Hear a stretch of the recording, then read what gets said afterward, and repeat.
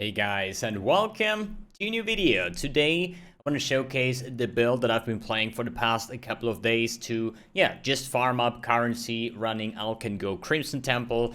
Trying to farm up the Mage Blood, the Apothecary card. I got one card yet in like 700 maps, which is I think pretty unlucky, but hey, that's just my RNG, right? And I want to take this video just to showcase the build, right? It's a bit different. It's not going to be like a full grown out build guide, just because this is a super scuffed version, okay? But it works, and that's the way why I play it and didn't invest any further. But I so love Winter Orb builds that I think it's just the best mapping character in my opinion. So if I would make a list for the top 3 fastest mappers, I would definitely put Winter Orb in the top 3, similar to like maybe Kinetic Blast and stuff like that. So it's just a great build. So I'm going to set up a POB that just shows you what is necessary to run a build like that. And yes, I do definitely recommend using a Headhunter if you play something like that, just for the more fun, you know, more speed, more AoE, more power for anti-charges, more everything. It's just super great. We're 1 month into the league. We're probably in day 29 today or some, or 30. So I think if people are not slacking too much, it's affordable item right now. I think like 70x somewhere, 78, actually 80x already, but it's rising because it's so good after the buffs. Now buffs holding 60 seconds. But as I said, I'm going to set up a POB on what is necessary on this gear, because this character used to be a Slayer with a replica Pharos and aspect of the cat to gain like power and frenzy and endurance charges, convert those to triple charger thanks to the Arn's Anguish and stuff like that. But in the end of the day, it didn't feel that great just because of the lack of AoE, and that's why I revamped the character into an Occultist. So as an Occultist, you don't want to run replica Pharos, but the build works, as I said. So I don't gonna give you guys this POB from this gear because I think it's just scuffed, and I'm gonna lead you towards on how to make a build like that. But overall, this is a power charge stacking build. So we have void batteries, scaling power charges, and thanks to the Occultist forbidden power, we're gonna get ridiculous AoE. And if you want to invest into more AoE, you can get Heart of Destruction from Elementalist. So as long as we don't have the Convergence or Convergence, whatever it's called, we get another 60% AoE. So I would say the Occultist version is probably like 130% more AoE, or more AoE than the Slayer has, right? Just naturally for being an Occultist and being able to sneak the Heart of Destruction node, and it just makes Winter Orb feel so much better, because what you need on Winter Orb is projectiles, at least AoE and projectiles. And the more AoE you have, the better you're clearing, the better your single target, because the projectiles, once they hit on the floor, they will create like a shockwave, right? And this will overlap. So you have a potential of shotgunning basically the boss, because multiple projectiles with one attack will actually hit the boss, right? But as I said, map showcase, we're going to run 2 maps. The first one is just the classic, what I would basically run, which is just like one of my Crimson Temples here. And then we're just going to pop in 100% Delhi map just to show you guys on how this is actually played or feels like, right? So, before we actually start, I want to show you guys my Atlas tree, what I'm using right now. You can just pause this video and copy this one if you want to. It's built around the Wandering Path, which gives me all the small nodes are basically doubled, all the quantity, all the, increase of map modifiers, and then with some extra beyond. Actually a wrong node, this should actually be there because they don't count, basically. That's what this makes, right? But I just put this together. Just take all the small nodes with whatever you like. I choose to go with some Beyond as well as a Delirium, and then basically either the Eater of Worlds or the Searing Exarch, whatever you choose. I go with the Eater of Worlds right now because I still need 499 Eater of World altars, and then I would be 34 out of 40, and then it's just like the boss challenges left, and we're gonna do another build for the boss challenges. Good, I would say enough talking. Let's see how this build looks like. In the start, you definitely want to get your power charges. Wait, aspect of the cat should be probably on. So we have our frenzy charges, and then we just shoot a couple of missiles. We get our power charges. As soon as we get the power charges, we're gonna get the AoE, and then it's just like a complete auto walker. You know, you just tap sometimes the Winter Orb, so you have like 1 or 2 stacks. Doesn't matter, as soon as your Headhunter goes off, you know, it doesn't matter if you have 1 stack, 12 stacks, everything is a one-shot. And once you have a bit of juice going on, then you pop your Sentinel. I play with the red Sentinel to get more stuff going on, right? And maybe this is the map for the second Apothecary card. That would be something.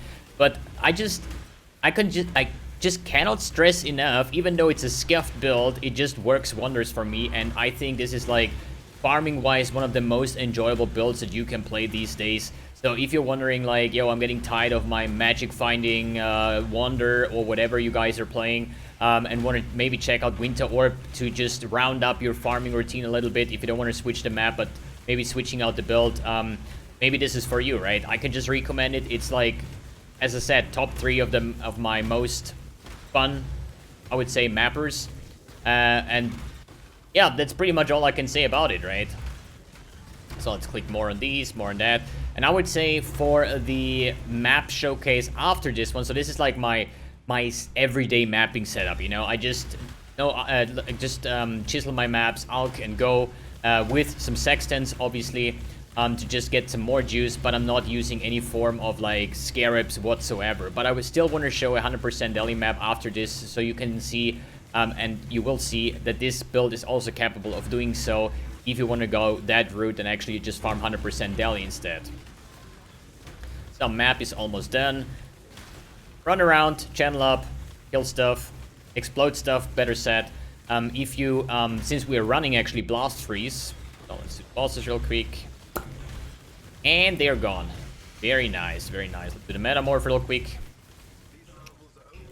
Just like kind of rushing this build guide because I'm very busy. I'm a busy one. Because I'm already about to heat off to the next build. Not because this one is bad, but I'm just almost done with my map grind, so I want to go into boss grinding, and this is a pure mapping character, so I don't want to take this one to bossing, basically, right? Good. I would say let's run the 100% Delhi, so you can see actually what that looks like. Therefore, I actually need to unspec one of the points, like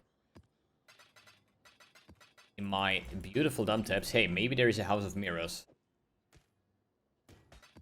Could have been, you know? 50-50. You either get it or you don't, right? So, Crimson Temple. Do we have a Beyond map?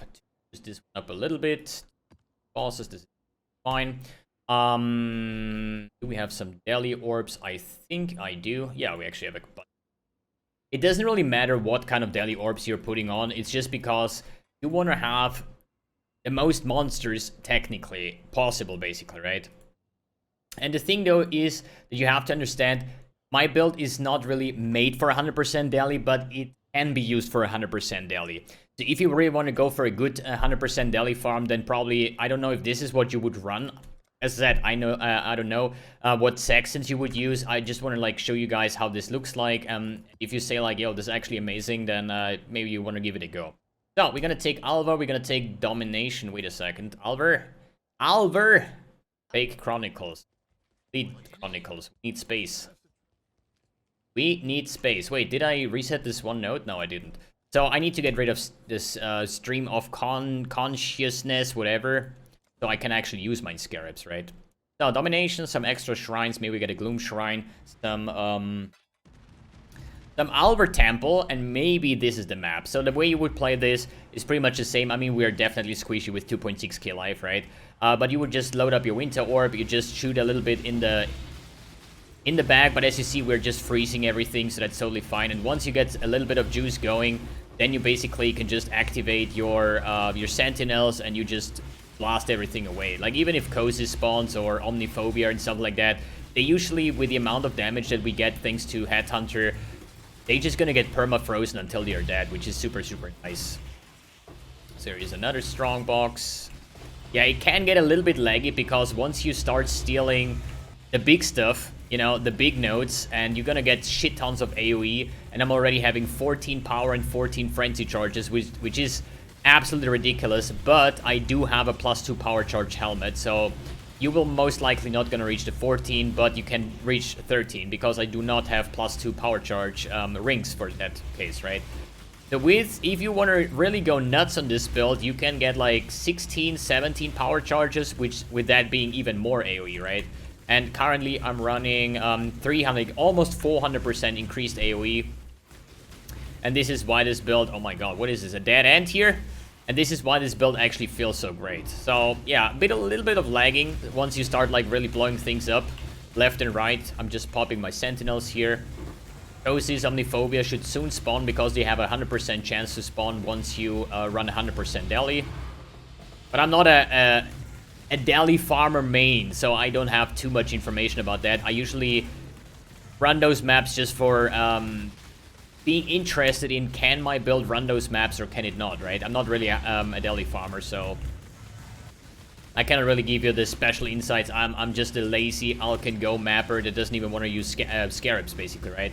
But I still make my currency since I'm running a shit tons of maps. I think, would say I'm like down like 800-900 Crimson Temples or something like that, doing all my challenges, the league specific stuff and so on. And yeah, I wish I would have gone the Winter Orb route a little bit earlier, just because this is the way I would really like to like spam like 200-300 maps every single day, if they're not too juiced, because otherwise you need a little bit longer, right, for a map. So next Alver City here, but it's just a great build. That's pretty much all I can say about it. And if you have never tried Winter Orb, then it's definitely time. So there is one little problem with this build. Once you steal like too many Soul Eater stacks, we currently have 200 stacks, you have such a ridiculous cast speed that you just permanently be because one tiny little tip on Winter Orb and you have like fucking 500 casts, you know, and yeah, you're gonna be all the time. But it doesn't really matter because we're so stacked right now that whatever we do, we only need one single projectile to literally blow up an entire screen, right? Here is here was Cozy's. So if you have one stack of Winter Orb or 12 stacks, at this point it does not really matter. And since you're always gonna refresh your buffs, I mean, I'm not even that juiced right now. This is not like the juicedest map. It's a bit juiced, but not terribly juiced, or terribly in a good way, basically, right? You could get up to like 60-70 Headhunter stacks. I'm currently running like 42. And the more packs, the more monster size, the more rare packs, and so on, the easier it will be to sustain all your stacks. And we saw other people with like 100% quant characters running 100% Deli, which I think it's just not how it should be. I mean, I can see that it's like very profitable, because if you run like a 500 quant on a map like that, it's gonna be insane profit, right? But I personally, I just don't really feel that it should be okay for 100% Deli farm with a pure magic finder just because of Headhunter.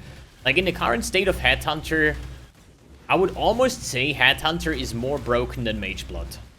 I mean, in a 100% Deli environment, it was always like that, but like overall, like this belt is just so insanely good right now.